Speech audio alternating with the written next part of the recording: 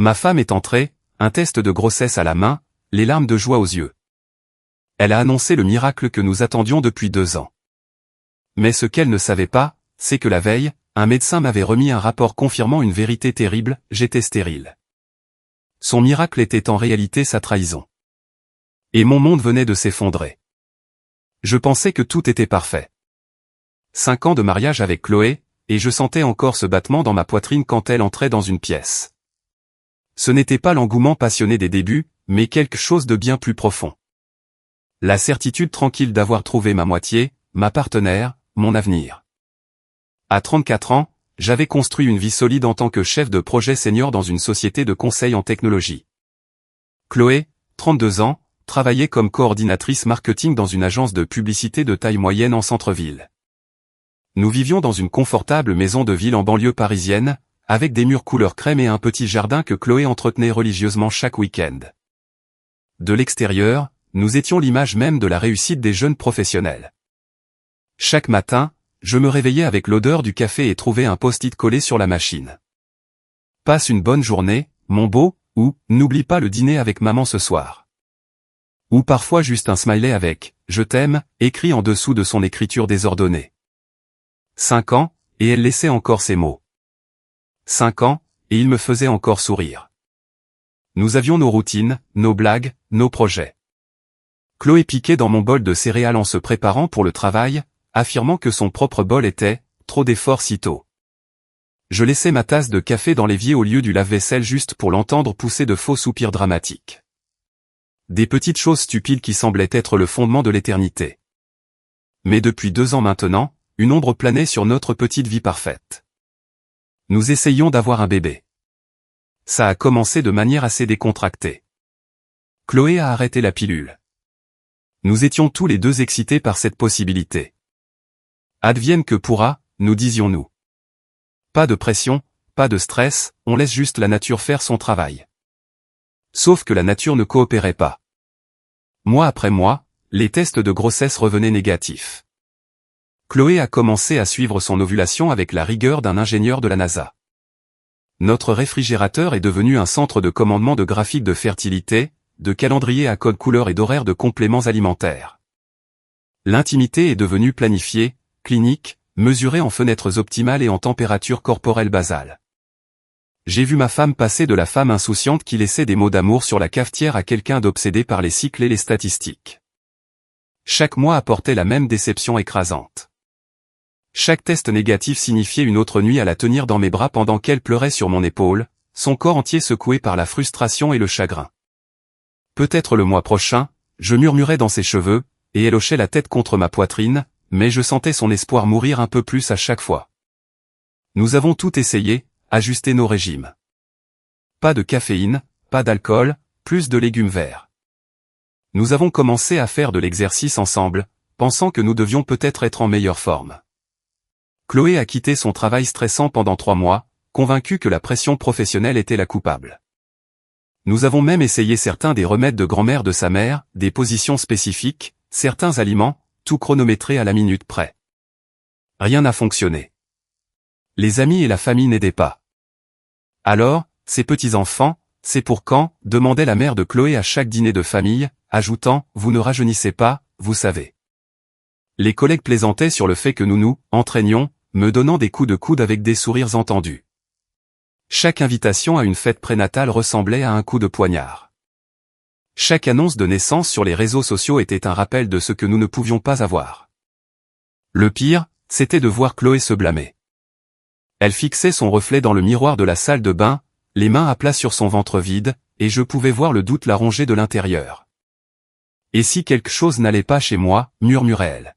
« Et si j'étais cassé ?»« Tu n'es pas cassé » lui disais-je en la prenant dans mes bras. « Nous devons juste être patients. Ça arrivera quand ça devra arriver. » Je le croyais complètement, absolument, sans aucun doute. Avec le recul, je réalise que j'aurais dû prêter plus d'attention aux autres changements, ceux, plus subtils, que j'attribuais au stress des essais bébés. Chloé avait commencé à travailler plus tard. Mon patron, Antoine Lambert, exigeait plus de son équipe, expliquait-elle. De plus grosses campagnes, des délais plus serrés, plus de pression pour performer. J'avais rencontré Antoine quelques fois lors d'événements d'entreprise, la fin de la quarantaine, les cheveux poivre et sel, le genre de confiance charismatique qui vient avec l'argent et le pouvoir. Il conduisait une BMW et portait des costumes qui coûtaient probablement plus cher que mon loyer. Antoine était marié à Isabelle, une femme blonde et discrète qui semblait assez agréable les quelques fois où nous nous étions croisés. Mais récemment, Antoine se présentait seul aux événements sociaux. Isabelle était toujours en déplacement ou occupée par une affaire de famille, expliquait-il. Lors de notre dernier dîner, il était venu seul, charmant nos amis avec des anecdotes de sa carrière tout en sirotant un whisky coûteux. Chloé était aussi distraite ces derniers temps. Pas seulement à cause de la fertilité. C'était différent. Elle faisait défiler son téléphone et le retournait rapidement face cachée quand j'entrais dans la pièce. Elle était dans la lune pendant nos conversations, l'esprit clairement ailleurs. Quand je lui demandais à quoi elle pensait, elle souriait et disait « des trucs de boulot » ou « juste fatiguée ». Je me disais que c'était le stress. La déception, la pression que nous nous étions mises pour créer la vie alors que la vie semblait déterminée à ne pas coopérer. Mais après 26 mois consécutifs de tests de grossesse négatifs, j'ai décidé que je devais agir. Pas une thérapie de couple, ni de la méditation, ni un autre mois de smoothie au cal et de vitamines prénatales. Quelque chose de pratique, de définitif. J'ai pris rendez-vous avec une spécialiste de la fertilité. Le docteur Hélène Bernard m'avait été chaudement recommandée, formée dans une grande faculté de médecine parisienne. Des décennies d'expérience, le genre de médecin qui traite des cas complexes et ne perd pas de temps en platitudes. J'ai programmé le rendez-vous un mardi matin, en disant à Chloé que j'avais une réunion client très tôt. Je ne lui ai pas dit ce que je faisais vraiment. Je voulais y aller seul d'abord, faire quelques tests de base. C'était peut-être quelque chose de simple de mon côté. Une faible numération de spermatozoïdes, un déséquilibre hormonal, quelque chose de facilement traitable. Pourquoi faire subir à Chloé l'anxiété d'un autre rendez-vous médical si ce n'était rien de grave? Je pensais être prévenant, lui épargner une inquiétude inutile. Je n'avais aucune idée que j'étais sur le point de découvrir la vraie raison pour laquelle nous n'avions pas conçu d'enfant. Le cabinet du docteur Bernard était exactement ce à quoi on peut s'attendre chez un spécialiste de la fertilité à Paris. Murs blancs stériles, diplômes médicaux dans des cadres coûteux, et ce genre de silence absolu qui fait que les battements de votre cœur semblent anormalement forts. Je me suis assis dans le fauteuil en cuir en face de son bureau, m'attendant à des nouvelles de routine. Peut-être quelques suggestions alimentaires, peut-être une recommandation pour un complément ou un changement de mode de vie. Au pire, peut-être que nous devrions essayer des traitements de fertilité de base. Je m'étais préparé à cette conversation avec Chloé. Comment nous gérerions une FIV financièrement, émotionnellement, logistiquement? Je n'étais pas préparé à ce que le docteur Bernard m'a réellement dit. Monsieur Martin, dit-elle, sa voix douce mais d'une franchise sans faille. Vos résultats de test montrent une stérilité complète due à une condition génétique appelée syndrome de Klinefelter. C'est quelque chose avec lequel vous êtes né. Les mots m'ont frappé comme un coup physique. J'ai senti ma prise se resserrer sur les accoudoirs du fauteuil. Je suis désolé. Qu'est-ce que ça veut dire exactement, ai-je demandé. Cela signifie que vous ne pouvez pas procréer, expliqua-t-elle. Ni maintenant, ni jamais. Ce n'est pas un problème de faible numération de spermatozoïdes ou un problème hormonal que nous pouvons traiter. Cette condition provoque une azoospermie complète. L'absence de spermatozoïdes dans l'éjaculat. Elle fit glisser un dossier sur le bureau vers moi. Voici vos résultats de test complets, vérifiés par 3 spécialistes différents. Je voulais être absolument certaine avant de vous annoncer cette nouvelle. J'ai regardé les documents médicaux, voyant les mots mais ne les traitant pas vraiment. Des chiffres, des pourcentages et une terminologie médicale qui pointaient tous vers la même conclusion impossible. Il n'y a pas de traitement? Ma voix semblait étrange, distante. Aucun. J'en suis vraiment désolé, répondit-elle, son expression compatissante mais clinique. Cependant, il existe de nombreuses options pour les couples dans votre situation. Le don de sperme, l'adoption avec la fertilité apparente de votre femme, l'insémination par donneur pourrait être très réussie. Elle a continué à parler aux statistiques sur les taux de réussite, informations sur les services de conseil, brochures sur les banques de sperme mais j'avais cessé d'écouter. Mon esprit tournait en boucle, essayant de traiter l'ampleur de ce que je venais d'apprendre. 2 ans, 26 mois à essayer de concevoir. 26 mois de larmes, d'espoir et d'optimisation désespérée de chaque variable que Chloé pouvait contrôler. 26 mois à tenter de réaliser une impossibilité biologique. J'ai remercié le docteur Bernard d'un air absent, j'ai accepté le dossier et j'ai réussi à marcher jusqu'à ma voiture sans m'effondrer. Je suis resté dans le parking pendant plus d'1 heure, fixant le vide, essayant de comprendre comment reconstruire toute ma conception de la vie. Comment dire à la femme que vous aimez que vous ne pourrez jamais lui donner la seule chose qu'elle désire le plus? Comment dire à quelqu'un qui a passé 2 ans à se blâmer pour l'échec de la conception que le problème venait de vous depuis le début, et que ce n'est pas réparable? J'ai imaginé la conversation d'une douzaine de façons différentes. Le visage de Chloé quand je lui dirais, la façon dont ses rêves s'effondreraient en temps réel. M'en voudrait-elle? Partirait-elle? Notre avenir tout entier devrait être complètement réimaginé. Le trajet de retour fut un flou. J'ai tenu le coup pendant le dîner ce soir-là en pilote automatique, répondant aux questions de Chloé sur ma journée avec des réponses vagues sur des réunions clients et des délais de projet. Elle était épuisée par sa propre longue journée, blottie sur le canapé avec un verre de vin, et j'étais reconnaissant de sa distraction. J'avais besoin de temps pour digérer ça avant d'avoir la conversation qui allait tout changer. J'ai décidé d'attendre jusqu'à jeudi, de me donner quelques jours pour trouver les bons mots, la bonne approche. Je nous préparerai un bon dîner, juste nous deux, sans distraction, et je lui dirai la vérité aussi doucement que possible. Nous affronterions cela ensemble, explorerions nos options, déciderions de ce à quoi notre avenir ressemblerait. Mardi passa dans un brouillard. Mercredi, pareil. Je portais le rapport médical dans ma mallette comme une bombe à retardement, répétant différentes versions de la conversation. Je m'entraînais devant le miroir de la salle de bain pendant que Chloé dormait, essayant de trouver des mots qui minimiseraient la dévastation. Jeudi arriva. J'ai quitté le travail plus tôt, je me suis arrêté à l'épicerie, j'ai acheté les ingrédients pour le plat de pâtes préféré de Chloé. J'ai mis la table avec des bougies, ouvert une bouteille du vin que nous gardions pour une occasion spéciale. J'étais aussi près que je pouvais l'être pour dire à ma femme que je ne pouvais pas lui donner d'enfant, et pour faire face à tout ce qui suivrait. Puis Chloé a franchi la porte d'entrée. Son visage rayonnait d'une manière que je n'avais pas vue depuis des mois. Ses yeux étaient brillants, presque fiévreux d'excitation. Elle tremblait légèrement, serrant son sac à main contre sa poitrine comme s'il contenait quelque chose de précieux.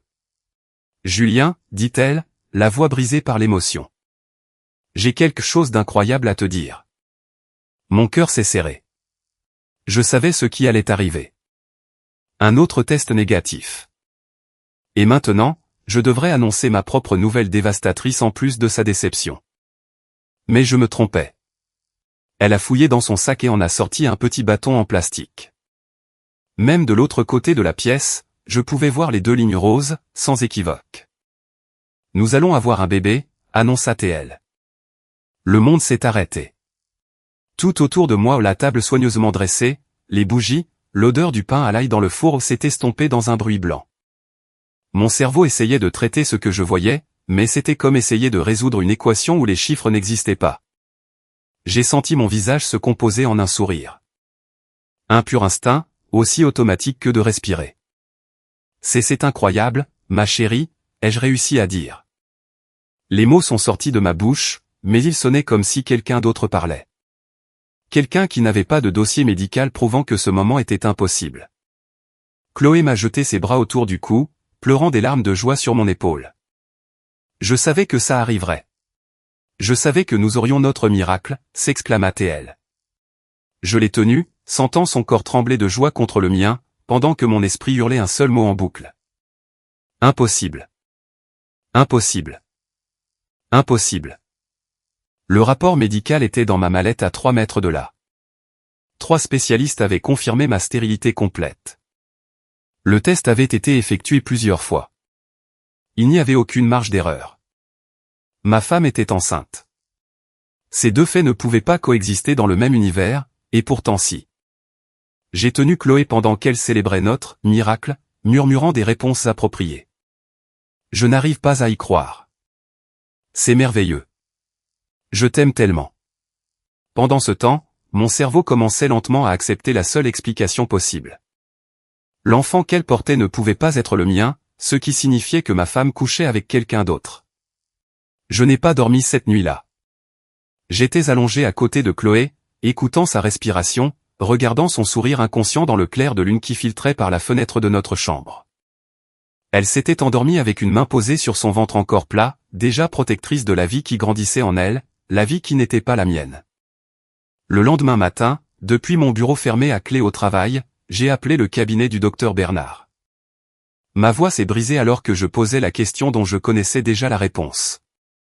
Docteur, y a-t-il une possibilité, la moindre chance que vos tests aient pu être erronés?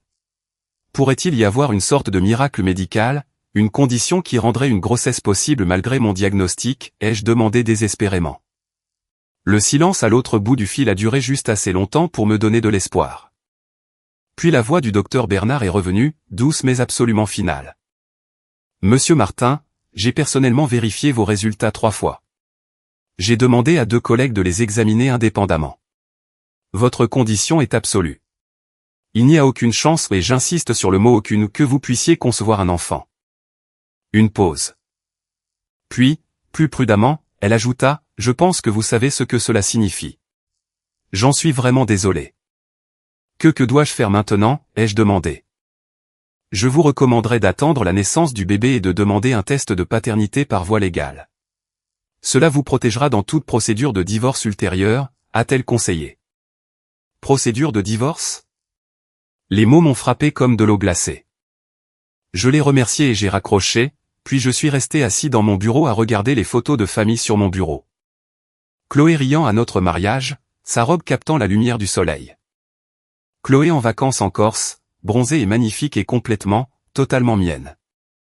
Chloé endormie sur notre canapé avec notre chat blotti sur sa poitrine. Mon mariage avait pris fin il y a 2 jours. Je ne le savais tout simplement pas encore. La douleur était écrasante. Pas seulement la trahison, mais la destruction complète de tout ce sur quoi j'avais bâti ma vie. La famille dont j'avais rêvé. La confiance que je croyais incassable. La femme que j'avais aimée sans réserve pendant 5 ans. Tout cela n'était qu'un mensonge. Mais sous la douleur, quelque chose d'autre a commencé à se cristalliser. Quelque chose de plus froid, de plus calculateur. Elle allait me laisser élever l'enfant d'un autre homme. Elle allait me mentir pour le reste de nos vies. Me laisser croire que j'étais un père. Me laisser aimer et subvenir aux besoins d'un enfant qui n'était pas le mien. Elle m'aurait regardé changer des couches, assister à des pièces de théâtre à l'école et apprendre au fils de quelqu'un d'autre à faire du vélo. Et elle ne m'aurait jamais dit la vérité. Ce niveau de tromperie n'était pas une erreur. C'était sociopathique. J'ai pris une décision. Je n'allais pas la confronter. Pas encore. Cet après-midi-là, j'ai cherché des avocats spécialisés en divorce en ligne. J'ai trouvé Maître Olivier Dubois, recommandé par un collègue qui avait traversé une séparation particulièrement difficile. Son site web était tout en costumes impeccables et en arrière-plan gris acier, le genre d'avocat qui se bat pour gagner, pas pour se faire des amis. J'ai dit à Chloé que je devais travailler tard et je suis allé à son bureau en centre-ville ce soir-là. Maître Dubois a écouté mon histoire sans m'interrompre, a examiné le rapport de fertilité avec un détachement professionnel, et a hoché la tête sombrement quand j'ai eu fini. Son conseil était stratégique et brutal. Ne lui dites pas que vous savez. Ne la confrontez pas. Ne donnez aucune indication que vous êtes au courant de l'infidélité. Laissez-la croire que vous n'avez absolument aucune idée de rien, m'a-t-il instruit. Pendant combien de temps, ai-je demandé. Jusqu'à la naissance du bébé. Ensuite, nous obtiendrons un test de paternité ordonné par le tribunal. Avec votre stérilité documentée et les preuves ADN prouvant l'adultère, elle n'obtiendra rien dans le divorce. Pas de pension alimentaire, pas de biens, pas de sympathie du juge, a-t-il expliqué. Et le bébé, ai-je demandé. L'expression de Maître Dubois n'a pas changé. Pas votre enfant, pas votre responsabilité. Vous ne devrez rien financièrement, légalement ou émotionnellement. Il m'a expliqué le contrat de mariage que Chloé et moi avions signé il y a 5 ans. Nous étions jeunes et optimistes, pensant que ce n'était qu'une formalité. Mais le document avait une clause d'infidélité très claire. Si l'une des parties commettait l'adultère, elle renonçait à toute prétention sur les biens matrimoniaux. Avec la preuve de sa liaison, elle repartira sans rien, a dit Maître Dubois. Mais seulement si vous ne dévoilez pas votre jeu. Seulement si vous attendez et la laissez se pendre elle-même. Il s'est penché en avant, son expression intense. Pouvez-vous faire ça? Pouvez-vous sourire et jouer le père excité pendant 9 mois tout en documentant tout? Pouvez-vous vivre avec cette femme, dormir à côté d'elle, prétendre que tout est normal tout en construisant le dossier qui la détruira? J'ai pensé au visage de Chloé quand elle m'avait montré le test de grossesse. Sa joie, ses mensonges, sa volonté totale de construire tout notre avenir sur la tromperie. Oui, ai-je dit. Je peux le faire. J'ai signé la convention d'honoraires ce soir-là.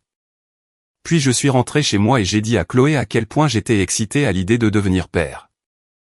Je l'ai serré dans mes bras, j'ai embrassé son front, je lui ai dit que tout allait être parfait. À l'intérieur, j'étais déjà parti. Les 9 prochains mois ne seraient pas un mariage. Il serait une enquête, une performance, une longue et froide préparation pour le moment où je ferais tomber le couperet et regarderais son monde s'effondrer comme le mien l'avait fait. J'ai créé un dossier protégé par un mot de passe sur mon ordinateur portable ce soir-là. J'ai commencé à tout documenter. Les relevés bancaires montrant mes revenus soutenant notre foyer, l'emploi du temps de Chloé, chaque centime que nous dépensions. J'ai pris des photos d'Antoine Lambert chaque fois qu'il se présentait à des événements d'entreprise, j'ai sauvegardé des captures d'écran du comportement de plus en plus distant de Chloé. J'ai joué le rôle du futur mari excité à la perfection. Et sous cette performance, je planifiais, j'attendais, et je souriais. Jouer le rôle d'un futur père excité tout en sachant que l'enfant n'est pas le vôtre est une forme de torture particulière. Chaque sourire donne l'impression d'avaler du verre. Chaque moment de tendresse brûle comme de l'acide. Mais je me suis engagé complètement dans cette performance. Je suis allé à chaque rendez-vous d'échographie, tenant la main de Chloé tout en regardant des images granuleuses d'un enfant qui partageait l'ADN de quelqu'un d'autre. J'ai écouté les battements du cœur avec un émerveillement approprié. J'ai posé des questions aux techniciens sur les étapes du développement. J'ai pris des photos à partager avec nos familles. J'ai peint la chambre de bébé en jaune pâle, le choix de Chloé, car nous voulions avoir la surprise du sexe. J'ai passé 3 heures à assembler le berceau, suivant les instructions avec un soin méticuleux, tout en imaginant que je mettais en place un piège élaboré, pièce par pièce. J'ai massé les pieds de Chloé quand ils ont enflé. J'ai fait des courses de minuit pour de la crème glacée quand ses envies se manifestaient. J'ai assisté aux cours de préparation à l'accouchement et pratiqué les techniques de respiration, l'instructeur louant le partenaire attentionné que j'étais. Chaque acte de gentillesse était un mensonge. Chaque « je t'aime » avait un goût de poison dans ma bouche. Mais j'ai tout documenté méthodiquement.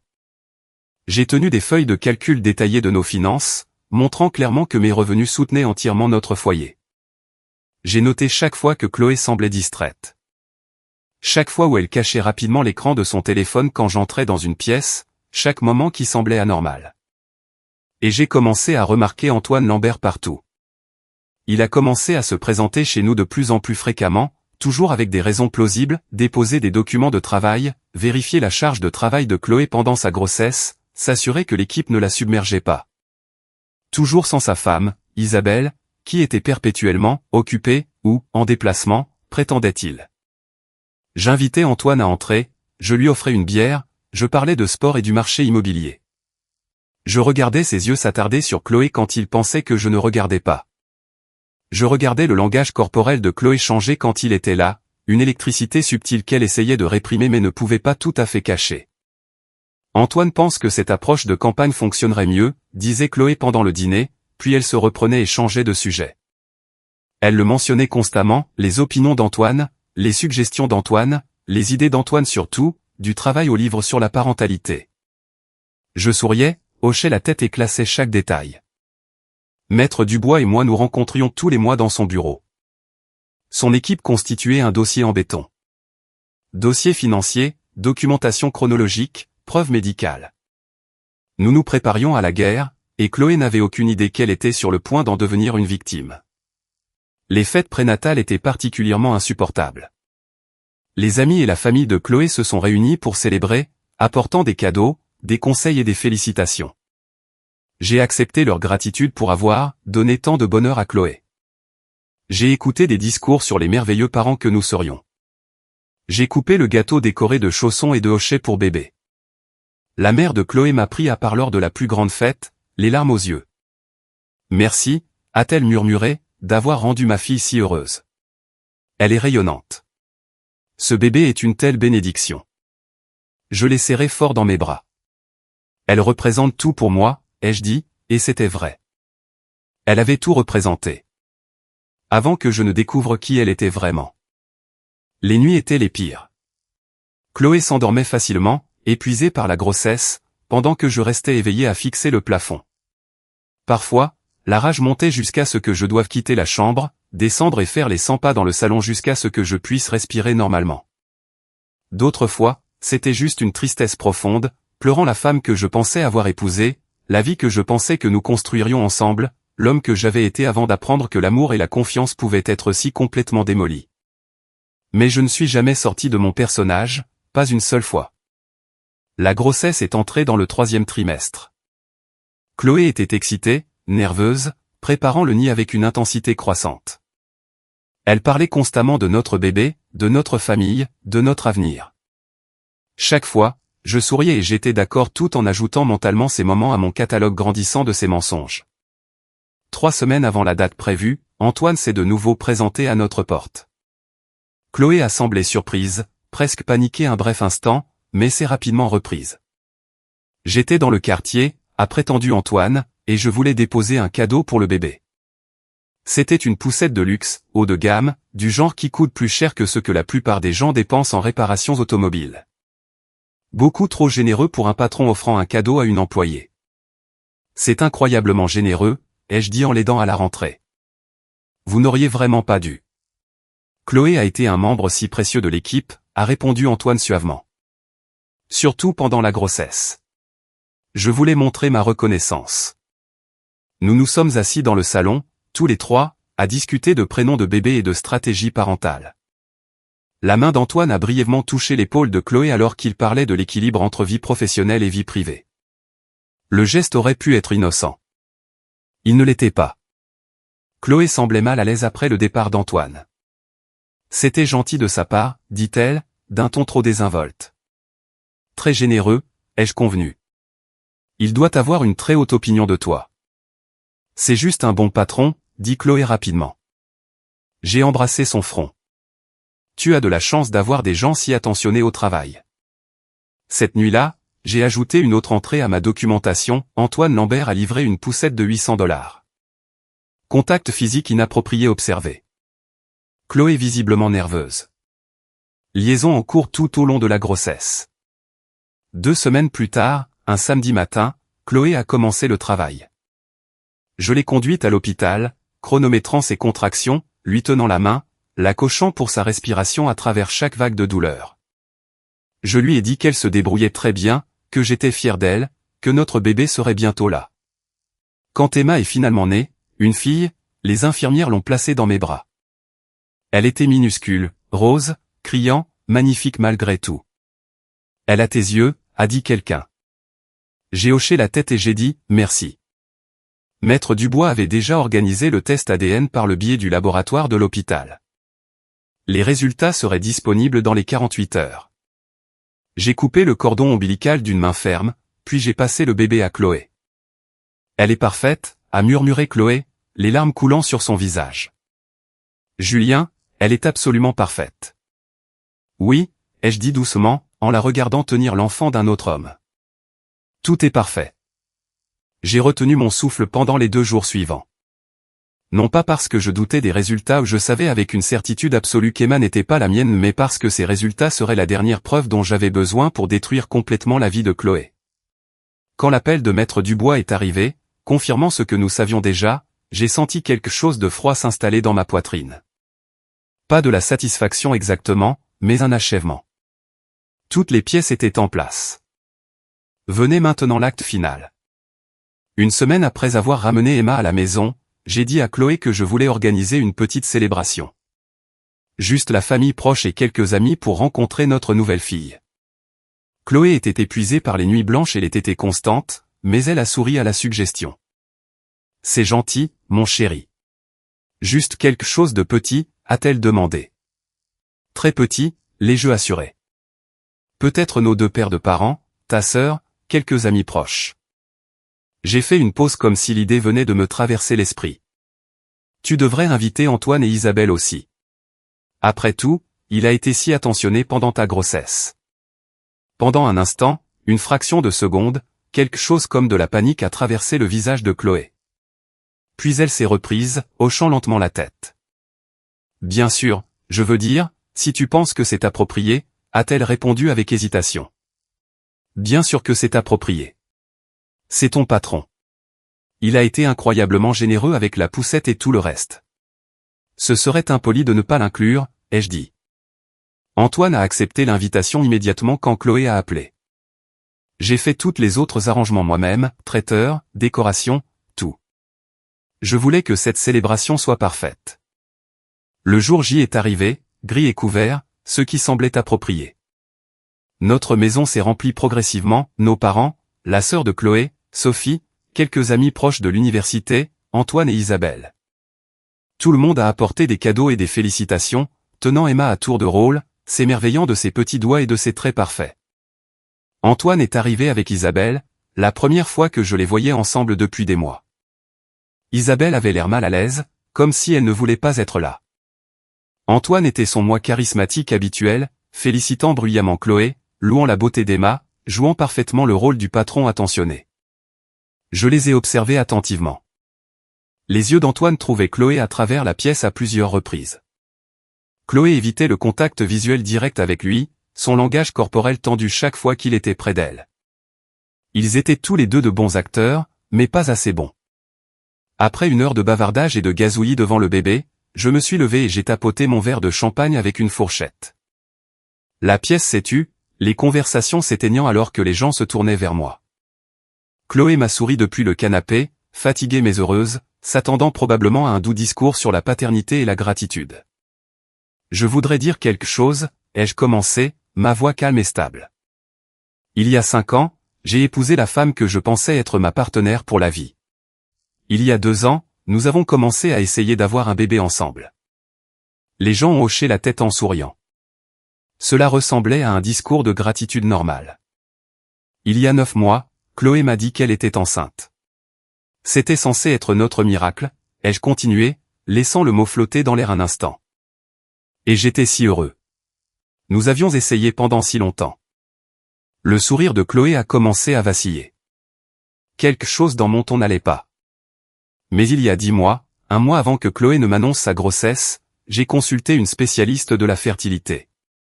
Le docteur Hélène Bernard, ai-je expliqué, en sortant un dossier de la table basse à côté de moi. Parce que je voulais savoir s'il y avait un problème de mon côté, quelque chose que nous pourrions régler. Le silence était maintenant total dans la pièce. Chloé était devenue blême. Les résultats étaient sans appel, ai-je déclaré, ma voix restant parfaitement stable. J'ai une condition génétique appelée syndrome de Klinefelter. Stérilité complète. Je ne peux pas avoir d'enfant. C'est médicalement impossible. La mère de Chloé a eu un petit hoquet. Mon père s'est penché en avant, confus. J'ai sorti des copies du rapport médical du dossier et les ai remises à nos parents respectifs. Voici la documentation, certifiée par 3 spécialistes distincts. Vous pouvez la lire vous-même. Julien, qu'est-ce que la voix de Chloé tremblait. Pourquoi tu fais ça maintenant? Parce que je veux que tout le monde ici comprenne ce qui s'est passé ensuite, ai-je répondu. Après la naissance d'Emma, j'ai demandé un test ADN, certifié par le tribunal, traité par le laboratoire de l'hôpital. J'ai regardé Chloé droit dans les yeux, et ma voix a tranché le silence comme une lame. Je ne suis pas le père d'Emma. La pièce a explosé. La mère de Chloé a émis un son étranglé. Le visage de son père est devenu cramoisi de rage. Isabelle Lambert s'est levée brusquement, son verre de vin tombant au sol et se brisant. Ce n'est pas, Chloé pleurait maintenant, secouant la tête frénétiquement. Julien, s'il te plaît, nous devons en parler en privé. Non, a rugi le père de Chloé, sa voix faisant sursauter tout le monde. Qui est-ce? Il était debout, balayant la pièce du regard avec une fureur meurtrière. Qui a détruit le mariage de ma fille? Chloé sanglotait, incapable de parler. Tout le monde la fixait, mes parents sous le choc, la sœur de Chloé la main sur la bouche, les amis se regardant avec horreur. Je me suis tourné lentement vers Antoine Lambert, qui était devenu complètement blanc et se dirigeait vers la porte. Voudrais-tu leur dire, Antoine, ma voix était calme, mortellement calme. Où dois-je le faire? Isabelle Lambert a compris la première. Sa tête s'est tournée brusquement vers son mari, la réalisation se dessinant sur son visage comme un lever de soleil brutal. Espèce de salaud, a-t-elle soufflé. Tu l'as mise enceinte? Isabelle, je peux t'expliquer, balbutia Antoine en reculant. Depuis combien de temps? La voix d'Isabelle montait jusqu'à devenir un cri. Depuis combien de temps tu couches avec elle? Le père de Chloé n'a pas attendu de réponse. Il a traversé la pièce en 3 enjambées, et son poing a heurté la mâchoire d'Antoine avec un bruit sourd et écœurant. Antoine s'est effondré, percutant une table d'appoint, envoyant voler cadres photos et décorations. Le père de Chloé lui a donné un coup de pied dans les côtes avant que mon propre père et le mari de Sophie ne puissent saisir ses bras et le tirer en arrière. « Tu as détruit le mariage de ma fille », criait-il, se débattant contre les hommes qui le retenaient. « Espèce de merde. Je vais te tuer. » Antoine a rampé vers la porte, du sang coulant de son nez. Isabelle l'a poursuivi, hurlant à propos d'avocat et de tout lui prendre dans le divorce. Emma s'est réveillée et a commencé à pleurer. Chloé était hystérique maintenant, à peine capable de former des mots à travers ses sanglots. C'était une erreur. C'est arrivé seulement quelques fois. Je pensais, j'ai prié pour que le bébé soit quand même de toi, Julien, a-t-elle pleuré. Quelquefois, ai-je demandé, ma voix perçant le chaos. Depuis combien de temps, Chloé? Elle pouvait à peine parler. 1 an. Ça a commencé il y a environ 1 an. Sa mère avait l'air d'avoir été frappée physiquement. Chloé Marie, qu'as-tu fait, murmura-t-elle. J'aime Julien, a crié Chloé, son visage marbré de larmes et de morve. Antoine ne signifiait rien. C'était juste je ne sais pas pourquoi je l'ai fait, mais je t'aime. Elle a tendu la main vers moi désespérément. J'ai reculé. Alors pourquoi as-tu continué à le voir? Pourquoi l'as-tu laissé venir chez nous, s'asseoir sur notre canapé? Pourquoi m'as-tu laissé croire pendant 9 mois que j'allais être père? Chloé n'avait pas de réponse, seulement des sanglots brisés. J'ai sorti un dernier document. La demande de divorce a été déposée il y a 3 jours. J'ai fourni toutes les preuves à mon avocat, le rapport de stérilité, le test ADN, les dossiers financiers prouvant mon soutien à ce foyer, la documentation de ta liaison continue. Tu ne recevras rien dans le divorce. Pas de pension alimentaire, pas de biens, aucune réclamation sur cette maison ou mes revenus. Le contrat de mariage que nous avons signé a une clause d'infidélité très claire. Julien, s'il te plaît, Chloé a de nouveau tendu la main vers moi. J'ai reculé davantage. Ne me touche pas. Tu n'es plus ma femme. Ce bébé n'est pas ma fille. Tu as fait tes choix. Maintenant, vis avec. Je me suis tourné vers les parents de Chloé, qui semblaient dévastés et brisés. J'apprécierais que vous emmeniez votre fille et l'enfant chez vous. Je les veux hors d'ici dans l'heure. La mère de Chloé pleurait en silence. Son père avait l'air d'avoir vieilli de 10 ans en 10 minutes, mais il a hoché lentement la tête. Nous allons la prendre, dit-il doucement. Julien, je suis tellement désolé. Je suis tellement désolé. Je n'ai pas répondu. Je suis allé à la porte d'entrée et je l'ai ouverte en grand. Tous ceux qui ne vivent pas ici doivent partir maintenant, ai-je annoncé. L'exode fut rapide et silencieux. Les amis ont rassemblé leurs sacs et leurs manteaux sans croiser mon regard. Mes parents m'ont brièvement étreint, ma mère murmurant « Je suis tellement désolé, mon chéri », avant de partir. En 2 heures, la maison était vide, à l'exception des sanglots de Chloé dans la chambre pendant que sa mère emballait les produits de première nécessité pour elle et le bébé. Chloé elle-même était trop hystérique pour faire quoi que ce soit. Son père l'a pratiquement portée jusqu'à la voiture. « Tu le regretteras », a crié Chloé depuis l'allée, sa voix rauque et brisée. « Tu abandonnes ta fille. » Je l'ai regardé une dernière fois à travers la porte ouverte. Son visage était enflé et rouge, ses cheveux en désordre, son corps entier secoué de rage et de chagrin. « Ce n'est pas ma fille, ai-je dit doucement. C'est le problème d'Antoine maintenant. » J'ai fermé la porte. La maison est tombée dans le silence, à l'exception du tic-tac de l'horloge dans le couloir. Pour la première fois en 9 mois, je pouvais enfin respirer. 3 mois plus tard, j'étais assis dans le bureau de Maître Dubois, examinant le jugement de divorce final. La procédure avait été rapide et brutale. Avec les preuves ADN et la preuve documentée de l'adultère, Chloé n'avait rien à contester. Le divorce le plus propre que j'ai jamais traité, a déclaré Maître Dubois. Elle n'a même pas contesté.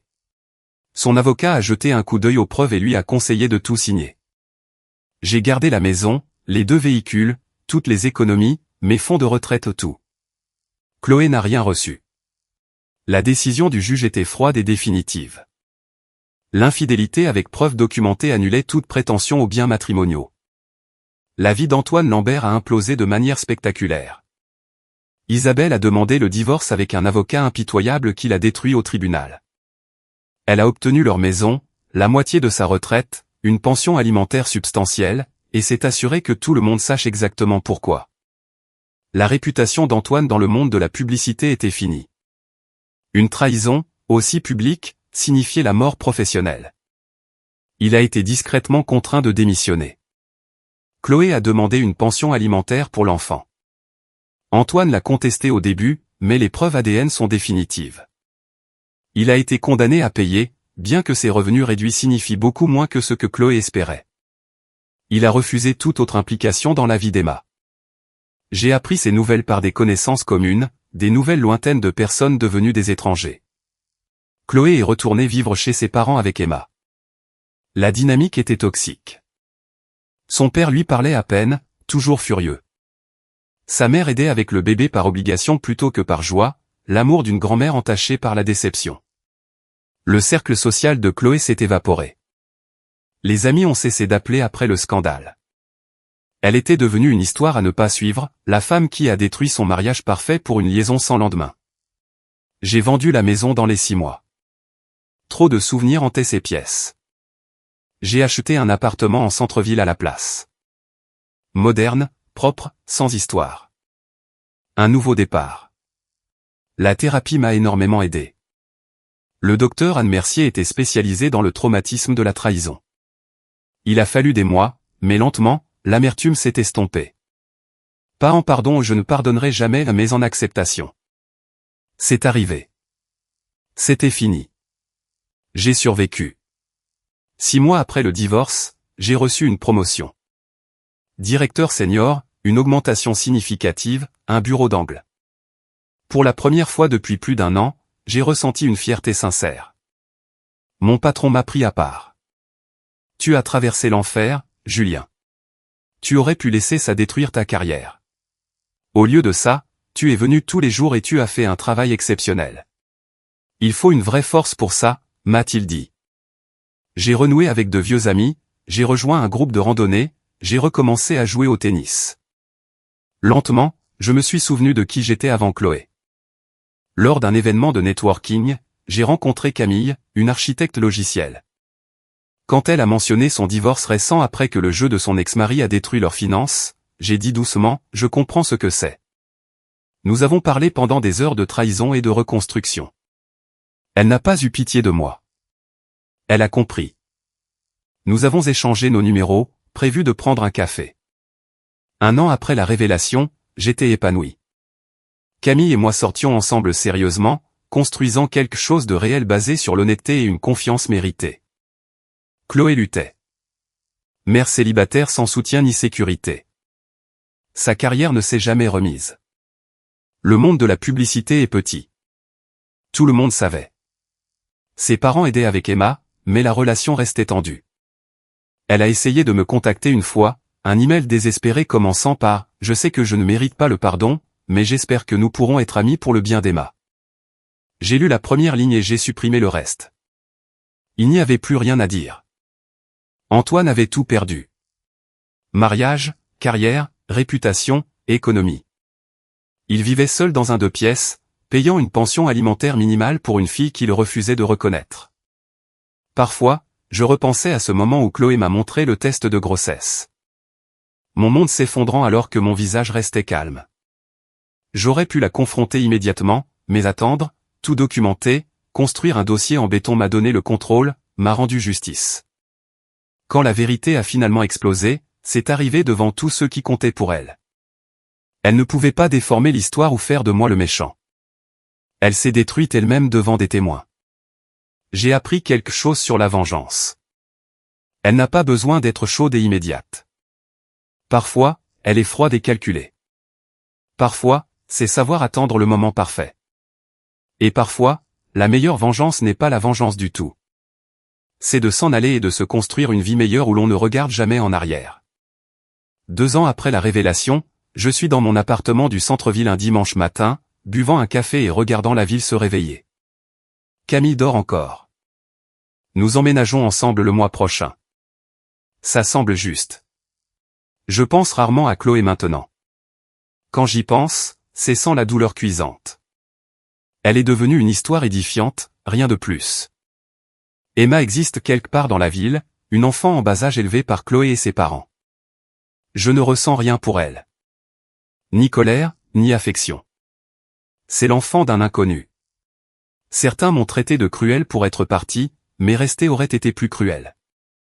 La vie d'Antoine ne s'est jamais remise. Sa carrière a pris fin de manière permanente. Chloé travaille dans un poste marketing de bas niveau, vivant chez ses parents à 34 ans.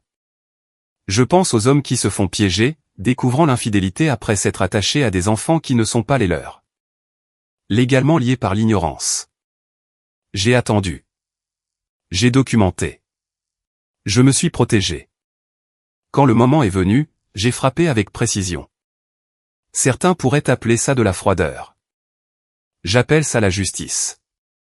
Mon téléphone vibre. Camille me demande ce qu'on mange pour le petit déjeuner. Je souris et je vais préparer des pancakes. Le passé est le passé. Mon avenir est réel et honnête. Parfois, la meilleure vengeance est de refuser d'être une victime. Parfois, vivre heureux n'est pas seulement la meilleure des vengeances. C'est la seule qui compte. Certaines histoires se terminent par un pardon. Pas la mienne.